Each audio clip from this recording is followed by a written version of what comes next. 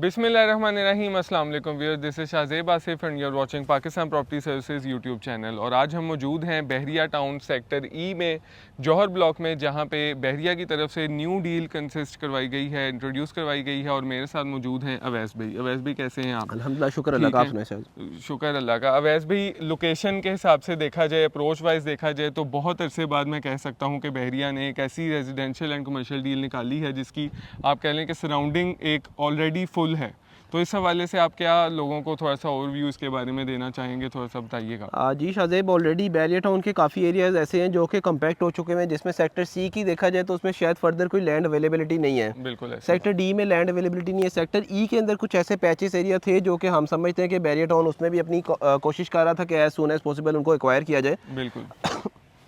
आज हम मौजूद हैं सेक्टर ई के जौहर ब्लॉक में, और जौहर ब्लॉक को एक जो एडवांटेज है, इसको सबसे बड़ा एडवांटेज है आईफल टावर का। इससे व्यू मिलता है। तमाम तर जो इसके हाउसेस हैं जिनका फेस आईफल टावर की तरफ है, उनको इसका व्यू मिलता है। एक बड़ा ये इसका पॉजिटिव एज है। और इसी ब्लॉक के अंदर कुछ ऐसे एरियाज थे जो कि अभी अनएक्वायर्ड थे। रिसेंटली जो हमारी बिल्कुल बैक साइड पे बाउंड्री वॉल नज़र आ रही है, ये एक्वायर की गई है।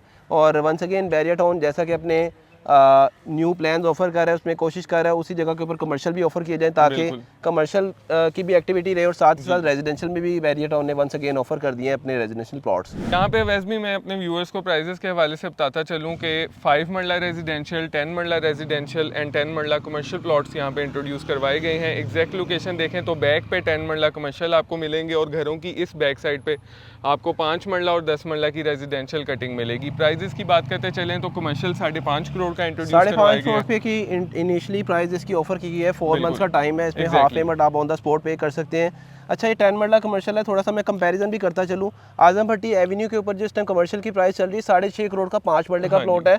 आजम भट्टी एवेन्यू इसकी बैक साइड के ऊपर आता है। और आपका ये इस जगह पे 10 मरले का कमर्शियल प्लॉट, मतलब वो लोग जो हाई राइज की तरफ अपनी हाइट्स बनाना चाहते हैं उनके लिए बेस्ट ये ऑप्शन है कि आप लोग इस प्लॉट को ड्यूअल एक्वायर कर रहे हैं। आपको 1-2 फ्लोर की ऊपर ऑप्शन भी मिल जाती है फर्दर कंस्ट्रक्शन की, क्योंकि ऑलरेडी अगर कोई 10 मरले का प्लॉट है तो उसके ऊपर आप वैसे 5 मरले के ऊपर ग्राउंड प्लस 5, और अगर आप 10 मरला पे ऊपर आते हैं तो ग्राउंड प्लस 6 आप कंस्ट्रक्ट कर सकते हो। इवन के आपका कनाल बल्कि 2 कनाल से ऊपर जाता है तो 1 फ्लोर और ऊपर आपको ऐड हो जाता है। बिल्कुल ऐसे ही। और अगर रेजिडेंशियल की बात करें वैसे भी तो 5 मरला जर्नल प्लॉट 85 में दिया गया है, कैटेगरी प्लॉट 95 में, और 10 मरला जर्नल प्लॉट 1 करोड़ 40 में दिया गया है और कैटेगरी प्लॉट 150 में। तो इसके हवाले से आप क्या कहेंगे कि रेजिडेंशियल में इन्वेस्टमेंट करनी चाहिए? अगर करनी चाहिए तो किस तरह का पोटेंशियल इन्वेस्टर को घुसना चाहिए और किस तरह के प्लान के साथ यहाँ पे एंटर होना चाहिए? शाहजेब देखें, अगर तो कोई 1 ईयर के लिए इन्वेस्टमेंट करते हैं तो मैं ऑलरेडी अगर कंपेयर कर लूँ, ये जौहर ब्लॉक के जो प्लॉट्स हैं इनके अंदर 1 करोड़ 60-70 में भी प्राइजेस चल रही हैं। तो बैरिया टाउन अपनी प्राइजेस जो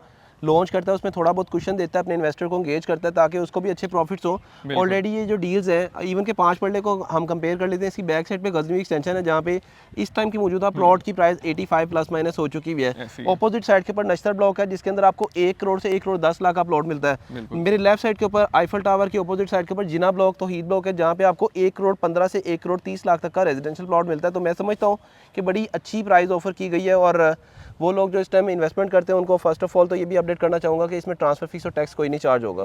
और ये बहुत एक मेरे ख्याल में हमेशा की से बहरिया की तरफ से अच्छी डील आती है जो न्यू डील के फॉर्म में टैक्सेस और ट्रांसफ़र फीस की छूट है, क्योंकि आपको पता है हमारे टैक्सेस के इम्प्लीमेंटेशन की वजह से काफ़ी इन्वेस्टर्स जो हैं वो रियल स्टेट में इस टाइम बैकआउट कर जाते हैं, लेकिन बहरिया टाउन की वजह से काफ़ी एक्टिविटी यहाँ पे जारी रहती है। बिल्कुल ऐसी है जी शाहजेब। और मेरे साथ मेरे उस्ताद भी हमें आज ज्वाइन कर चुके हैं, और इफ्तिखार भाई के साथ अल्हम्दुलिल्लाह मेरा कोई 6-8 साल से बड़ा अच्छा रिलेशनशिप है। इनिशियली जब कैरियर स्टार्ट किया था रियल एस्टेट के अंदर तो इफ्तिखार भाई से इनिशियली जो ऑन ग्राउंड का काम था वो सारा सीखा हुआ है।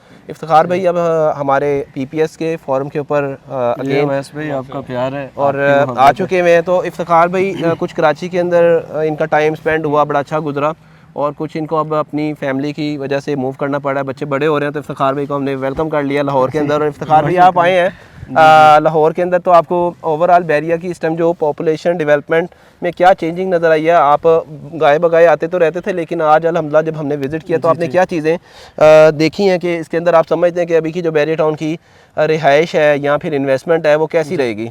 जी वैस भाई, फ़र्स्ट ऑफ ऑल बहुत शुक्रिया आपका।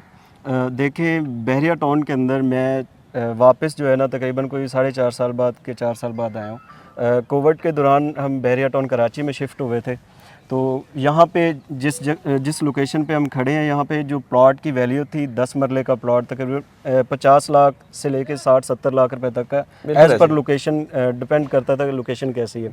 लेकिन आज मैं आके यहाँ पे खड़ा हुआ हूँ, रेट आपकी अभी अभी सुने हैं तो 1.5 करोड़ का रेट हो गया हुआ है तकरीबन यहाँ पे 10 मरले प्लॉट का।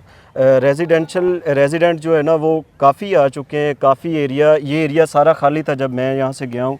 तो अब तो प्राइवेट बिल्डर जो है वो घर बना के सेल भी कर रहे हैं, एंड यूज़र काफ़ी ज़्यादा लाइक कर रहा है बहरिया टाउन को।